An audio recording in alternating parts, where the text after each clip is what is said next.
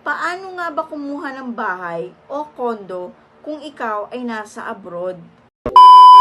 Everyone, for today's video, pag-uusapan naman natin, paano nga ba kumuha ng bahay o kondo kung ikaw ay nasa abroad? Maaaring para ito sa iyong pamilya na naiwan dito sa Pilipinas, sa investment man o para sa iyong retirement. Listahan ang location. I-research muna natin ang lugar na gusto mong pag-investan. Kung ito ba ay malapit sa lahat na katulad na lamang ng school, hospital at pamilihan. Kung ito ba ay accessible sa lahat ng transportation at kung secured ba ang pamilya mo 24/7. Huwag din nating kalimutan ang budget. Siguraduhin na may sapat na pondo para sa monthly down payment, sa amortization at sa iba pang gastos. Pangalawa, maghanap ng mapagkakatiwalaan na agent. Agent na makakatulong sa iyo sa tamang proseso sa pagkuha ng property.